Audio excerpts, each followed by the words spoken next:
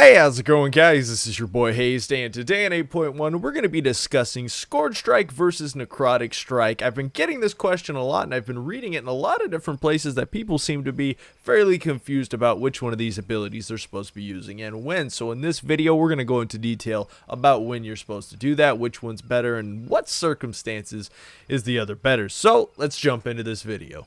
It's who we are, it's what we do, we've come so far, and now we pay the price, so don't even cry. The world is breaking down, and I cannot leave the ground.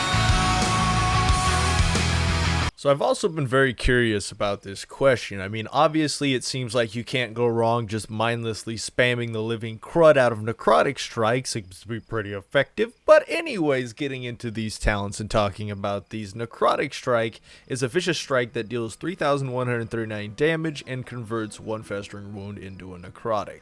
So as we see there, it deals plague damage. It's not melee damage. It's not going to be reduced by armor. So it's basically true damage unless they have some kind of magical mitigation up. So that's going to tell us, I mean, that's fairly accurate with that damage. It's going to stay that, majority of the time. And absorbing is going to be 7% of the target's maximum health by healing received, which is obviously going to scale up quite a bit higher based on the health pool of the certain individual. So now that we understand Necrotic Strike, we need to completely understand what Scourge Strike is. An Unholy Strike that deals 2,147 damage.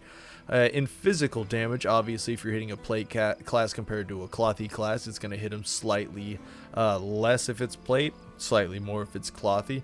And then it also does shadow damage, which again is more like true damage unless they have some kind of mitigation going on with magical stuff. And of course, it causes one festering wound to burst. Now, the festering wound bursting is a bit different than Necrotic Strike, since Necrotic Strike converts the wound, and of course Scourge Strike bursts the wound. So that's how those two abilities are going to be separated, and where the really big difference of these two abilities is going to be. So now we're going to dissect Necrotic Strike. We know it does 3,100 damage of plague and also absorbs 7% of healing, but honestly, how much is that number? Because I mean, when I look at that, it really doesn't tell me too much, but I mean, it seems to work pretty well, so I ain't worried about swinging my sword around, truthfully. So, but anyways, I wanted to know exactly how much absorption that was going to give us on a target. So we'll go ahead and pop up some stuff on the screen here. If you're hitting a character that has around 100k health, your healing absorption is going to be about 7,000 healing absorption, which is fairly easy to figure out since, I mean, 100k health, it's a fairly easy solid number to find that out on. As for just raw damage coming out with Necrotic Strike, the only way to figure that out obviously is to sit here and spam up your festering wounds and just drop your Necrotic Strikes as much as possible until they start critting. Now we just saw a 3,865 Necrotic Strike there and a 4k one right there. That was pretty good. We had some extra stuff parking off that made it a little higher, but that's okay. So we'll talk about the raw damages around 3,751. And the crit can be as high as 7,503. So the damage sounds mediocre realistically, but being a single rune attack, it's not that bad, honestly, in comparison to a lot of other things.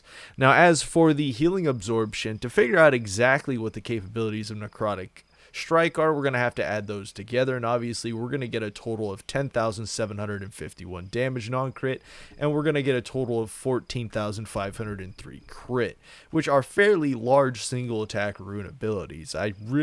Realistically, Frost couldn't do anything comparison to that, really, it's unfathomable. So as for the next thing we're talking about, pushing up to 150k health, we've got 10,500 healing absorption if they've got 150k health, which is actually quite a bit harder. 3,000 health harder is a lot. It's a lot of health when there's 10 or 11 stacks of necrotics coming out with cooldowns and haste being popped, so they're just insanely quick.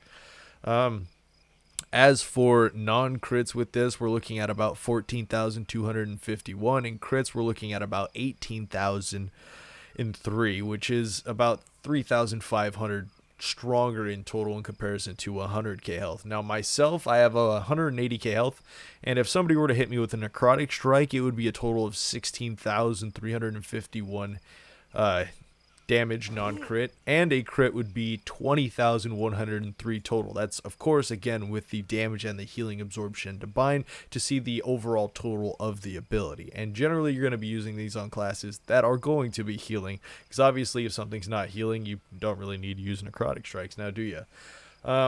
But I guess the main important part of what we're talking about here is just how effective the overall ability is, and that's what I'm getting at. And soon we will have 200k plus health pools with Fortitude buff, and I think with like one more piece of gear I'll be over 200k. And at 200k we're going to be looking at 17,051 healing absorption, and crit's going to be 21,503. So you can see this ability definitely scaling on the health pools, and it's going to be extremely effective as we move forward because they changed it over to percentages in 8.1. So to get a good comparison, we had to obviously do the same exact thing with standing there beating the crap out of the training dummy while spamming Scourge Strike. Now, this ability is a little bit more tricky to test than Necrotic Strike is, since it has the raw damage, which is the melee damage that it deals, which it hits for about 1,899 non-crit and 3,796 crit. Obviously, it's going to be reduced again if you're hitting a plate class compared to a clothy class or a leather-wearing class. As for the rest of the ability, it also deals shadow damage, about 1,663 non-crit and about 3,326 crit. Combined, that's a total of about 7,122. And as we know from previously covered, Necrotic Strike's crit can hit for 7,503. So just the base damage of these two abilities, Necrotic Strike at this point is stronger, but because of the healing absorption is extremely stronger. Now this is where the raw damage of Scourge Strike gets ahead of Necrotic Strike, and that comes with the Bursting Swords damage, because a non-crit from Bursting Swords can hit it for about 2,300, and a bursting crit's going to hit for about 4,600, which is going to be a total of non-crit 5,862, which is roughly 2,000 stronger than a Necrotic Strike hit, and the critical effect is going to be 11,723. So we can definitely see Scourge Strike is dealing out more raw pressure than Necrotic Strikes are when it comes to raw damage. So what does that tell us exactly about these two abilities, when we're supposed to use them, and how we're supposed to use them? So as we look at the lump sum total of these two abilities' effectiveness and what they're going to be pumping out in the near future, at 200k health, the total ability is going to be 21,503, and the total ability of Scourge Strike is going to be 11,723. Obviously, Necrotic Strike in healer situation is going to deal a lot more damage if you know the target's going to be receiving heals, or they have some kind of passive healing, or they're a rep paladin and they're throwing, flash of light healing on themselves. Necrotic Strike is going to be a lot more effective in the long run, even in a 1v1 situation, than Scourge Strike. So here comes the question, when do you actually use Scourge Strike if Necrotic Strike is so much stronger than it? The times that you use Necrotic or Scourge Strike is going to be, let's say when you're in arena, you're DPSing on a target, you're going hard on them, you're using Necrotic Strikes to lower their health down, and you and your partner get him in kill range. You're going to CC the target, you're going to CC the healer, you're going to lock him out, and at the point that healing does not matter, that's where you're going to start dropping Scourge Strikes. And also when you're 1v1 certain classes, let's say an arms warrior that doesn't have too much passive healing, you may put 1, 2 or 3 Scourge or Necrotic Strikes on him, but from then on you're going to want to be pumping Scourge Strikes into him to apply complete raw damage, because as we know, Scourge Strike deals quite a bit more raw damage. But let's say you want to fight a paladin, it would be a lot more beneficial to completely stack Necrotic Strike on him for the majority of the fight than to use Scourge Strikes unless you're actually trying to land a kill to get them to lose.